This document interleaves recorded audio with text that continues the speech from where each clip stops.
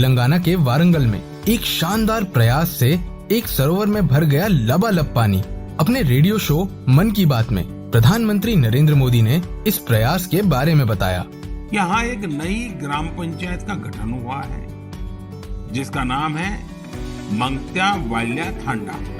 यहाँ के गांव के पास ही एक ऐसा स्थान था जहाँ मानसून के दौरान काफी पानी इकट्ठा हो जाता था। गांव वालों की पहल पर अब इस स्थान को अमृत सरोवर अभियान के तहत विकसित किया जा रहा है। इस बार मानसून के दौरान हुई बारिश में ये सरोवर पानी से लबालब भर गया है। क्या आप किसी ऐसे प्रेरक जन भागीदारी अभियान के बारे में जानते हैं? आपकी कहानी बन सकती है प्रधानमंत्री की जुबानी। जुड़िए मन की बात से और साझा कीजिए अपनी कहानी। डायल करें 1800-117800 या देखें mygov.in। कर्तव्य पथ केवल ईंट पत्थरों का रास्ता भर नहीं है, ये भारत के लोकतांत्रिक अतीत और सर्वकालिक आदर्शों का जीवंत मार्ग है। यहां जब देश के लोग आएंगे, वो नेताजी की प्रतिमा, नेशनल वॉर मेमोरियल, ये सब उन्हें कितनी बड़ी प्रेरणा देंगे। उन्हें कर्तव्य बोध से ओतप्रोत करेंगे। इसी स्थान पर देश की सरकार काम कर रही है। आप कल्पना करिए, देश ने जिन्हें जनता की सेवा का दायित्व सौंपा हो, उन्हें राजपथ जनता का सेवक होने का एहसास कैसे कराता? अगर पथ ही राजपथ हो तो यात्रा लोकमुखी कैसे होगी? राजपथ ब्रिटिश राज के लिए था, जिनके लिए भारत के लोग गुलाम थे। राजपथ की भावना भी गुलामी का प्रतीक थी, उसकी संरचना भी गुलामी का प्रतीक थी। आज इसका आर्किटेक्चर भी बदला है और उसकी आत्मा भी बदली है। अब देश के सांसद, मंत्री, अधिकारी जब इस पथ से गुजरेंगे तो उन्हें कर्तव्य पथ से देश के प्रति कर्तव्यों का बोध होगा। उसके लिए नई ऊर्जा मिलेगी, प्रेरणा मिलेगी। नेशनल वॉर मेमोरियल से लेकर कर्तव्य पथ से होते हुए राष्ट्रपति भवन का ये पूरा क्षेत्र, उनमें नेशन फर्स्ट, राष्ट्र ही प्रथम, इस भावना का प्रवाह प्रतिपल संचारित होगा। साथियों, मैं वो दिन भूल नहीं सकता जब 2019 में गणतंत्र दिवस की परेड में आजाद हिंद फौज के सिपाहियों ने भी हिस्सा लिया था। इस सम्मान का उन्हें दशकों से इंतजार था। अंडमान में जिस स्थान पर नेताजी ने तिरंगा फहराया था, मुझे वहां भी जाना था, जाने का अवसर मिला, तिरंगा फहराने का सौभाग्य मिला। वो क्षण हर देशवासी के लिए गर्व का क्षण था। भाई और बहनों, अंडमान के वो द्वीप जिसे नेताजी ने सबसे पहले आजादी दिलाई थी, वो भी कुछ समय पहले तक गुलामी की निशानियों को ढोने के लिए मजबूर थे। आजाद भारत में भी उन द्वीपों के नाम अंग्रेजी शासकों के नाम पर थे। हमने गुलामी की उन निशानियों को मिटाकर इन द्वीपों को नेताजी सुभाष से जोड़कर भारतीय नाम दिए, भारतीय पहचान दी। साथियों, आजादी के 75 वर्ष पूरे होने पर देश ने अपने लिए पंच प्राणों का विजन रखा है। इन पंच प्राणों में विकास के बड़े लक्ष्यों का संकल्प है, कर्तव्यों की प्रेरणा है, इसमें गुलामी की मानसिकता के त्याग का आह्वान है, अपनी विरासत पर गर्व का बोध है। आज भारत के आदर्श अपने हैं, आयाम अपने हैं, आज भारत के संकल्प अपने हैं, लक्ष्य अपने हैं। आज हमारे पथ अपने हैं, हमारे प्रतीक अपने हैं। नए भारत में आज श्रम और श्रमजीवियों के सम्मान की एक संस्कृति बन रही है, एक परंपरा पुनर्जीवित हो रही है।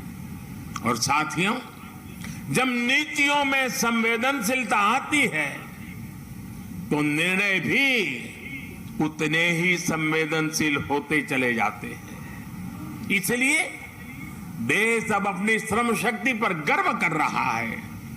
श्रमेव जयते आज देश का मंत्र बन रहा है। इसलिए जब बनारस में, काशी में विश्वनाथ धाम के लोकार्पण का अलौकिक अवसर होता है तो श्रमजीवियों के सम्मान में भी पुष्प वर्षा होती है। जब प्रयागराज कुंभ का पवित्र पर्व होता है तो श्रमिक स्वच्छता कर्मियों का आभार व्यक्त किया जाता है। अभी कुछ दिन पहले ही देश को स्वदेशी विमान वाहक युद्धपोत आईएनएस विक्रांत मिला है। मुझे तब भी आईएनएस विक्रांत के निर्माण में दिन रात काम करने वाले श्रमिक भाई बहनों और उनके परिवारों से मिलने का अवसर मिला था। मैंने उनसे मिलकर उनका आभार व्यक्त किया। श्रम के सम्मान की परंपरा देश के संस्कारों का अमिट हिस्सा बन रही है। आपको जानकर अच्छा लगेगा कि नई संसद के निर्माण के बाद उसमें काम करने वाले श्रमिकों को भी एक विशेष गैलरी में स्थान दिया जाएगा। ये गैलरी आने वाली पीढ़ियों को भी ये याद दिलाएगी कि लोकतंत्र की नींव में एक और संविधान है तो दूसरी ओर श्रमिकों का योगदान भी है। यही प्रेरणा हर एक देशवासी को एक कर्तव्य पथ भी देगा। यही प्रेरणा श्रम से सफलता का मार्ग प्रशस्त करेगी। भाइयों और बहनों, पिछले 8 वर्षों में हमने एक के बाद एक ऐसे कितने ही निर्णय लिए हैं जिन पर नेताजी के आदर्शों और सपनों की छाप है। नेताजी सुभाष अखंड भारत के पहले प्रधान थे जिन्होंने 1947 से भी पहले अंडमान को आजाद कराकर तिरंगा फहराया था। उस वक्त उन्होंने कल्पना की थी कि लाल किले पर तिरंगा फहराने की क्या अनुभूति होगी। इस अनुभूति का साक्षात्कार मैंने स्वयं किया जब मुझे आजाद हिंद सरकार के 75 वर्ष होने पर लाल किले पर तिरंगा फहराने का सौभाग्य मिला। हमारी ही सरकार के प्रयास से लाल किले में नेताजी और आजाद हिंद फौज से जुड़ा म्यूजियम भी बनाया गया है।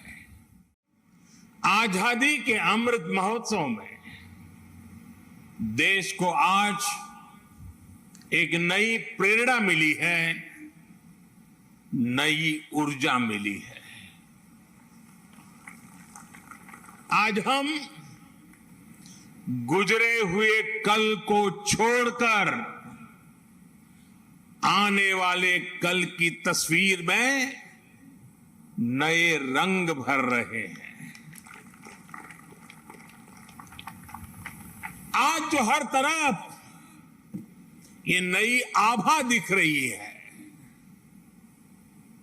वो नए भारत के आत्मविश्वास की आभा है। गुलामी का प्रतीक किंग्स वे यानी राजपथ आज से इतिहास की बात हो गया है, हमेशा के लिए मिट गया है। आज कर्तव्य पथ के रूप में नए इतिहास का सृजन हुआ है। मैं सभी देशवासियों को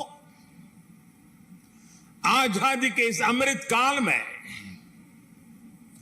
गुलामी की एक और पहचान से मुक्ति के लिए बहुत बहुत बधाई देता हूं। भारत की आजादी के 75 साल आज हम उत्सव के रूप में मना रहे हैं। इस बेशकीमती आजादी को पाने में लाखों सेनानियों को प्रेरित किया नेताजी सुभाष चंद्र बोस ने। क्या अमीर, क्या गरीब, हर भारतीय के दिल में नेताजी ने ऐसी आग प्रज्वलित की जिसने न केवल भारत को स्वतंत्र किया बल्कि ब्रिटिश साम्राज्य की नींव को ध्वस्त कर दिया। नेताजी ने आजाद हिंद फौज को दुनिया की सबसे शक्तिशाली फौज से लड़ने का साहस दिया।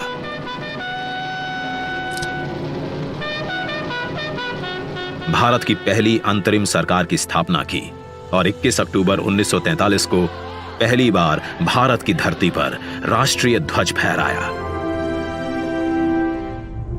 नेताजी सुभाष चंद्र बोस के बेमिसाल योगदान को, उनके अदम्य साहस भरे प्रेरक जीवन को समय के साथ उस तरह याद नहीं किया गया जिसके वो हकदार थे। वर्ष 2014 में जब श्री नरेंद्र मोदी जी देश के प्रधानमंत्री बने, उन्होंने नेताजी के जीवन और संदेश नई पीढ़ी तक प्रभावी तरीके से पहुंचाने के लिए संकल्पबद्ध प्रयास किए। उनके नेतृत्व में भारत सरकार ने नेताजी के परिवार के सदस्यों को सम्मानित किया। नेताजी के अंडमान निकोबार की ऐतिहासिक यात्रा के 75 वर्ष पूरे होने के उपलक्ष्य में अंडमान स्थित हैवलॉक द्वीप को स्वराज, नील द्वीप को शहीद और रॉस द्वीप को नेताजी सुभाष चंद्र बोस द्वीप का नाम दिया। लाल किले में नेताजी को समर्पित संग्रहालय और कोलकाता के विक्टोरिया मेमोरियल में बिप्लोबी भारत गैलरी बनाई।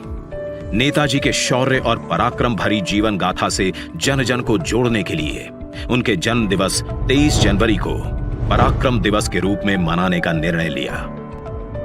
इसी कड़ी में नेताजी की 125वीं जयंती पर प्रधानमंत्री श्री नरेंद्र मोदी द्वारा इंडिया गेट पर नेताजी के होलोग्राम प्रतिमा की स्थापना की गई। आज उसी स्थान पर ग्रेनाइट से बनी नेताजी सुभाष चंद्र बोस की प्रतिमा का अनावरण हो रहा है, जो भारत की सबसे ऊंची अखंड प्रतिमाओं में से एक है। ये प्रतिमा आजादी के महानायक को कृतज्ञ राष्ट्र की श्रद्धांजलि है।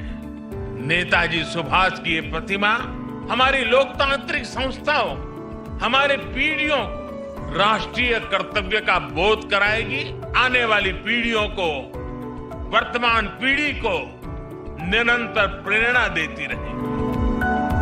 आइए दिल्ली के इंडिया गेट पर देखिए 28 फीट ऊंची, 6 फीट चौड़ी नेताजी सुभाष चंद्र बोस की भव्य प्रतिमा। यह स्थान जो वर्षों से रिक्त पड़ा था, आज आजादी के संदेश से आबाद है। तेलंगाना से 1665 किलोमीटर का सफर तय कर 280 मेट्रिक टन ग्रेनाइट सिल्ली दिल्ली पहुंची। इसे लाना भी एक चुनौती थी, जिसके लिए 140 पहियों वाली 100 फीट लंबी गाड़ी बनाई गई। प्रख्यात मूर्तिकार श्री अरुण योगीराज ने इसे आकार दिया। शिल्पकारों की टीम ने इसे 26,000 घंटों तक अपने श्रम से सींचा।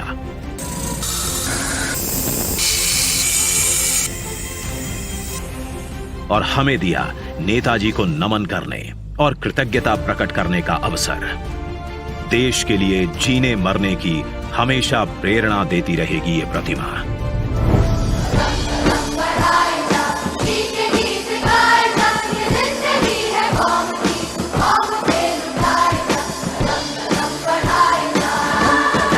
जय हिंद।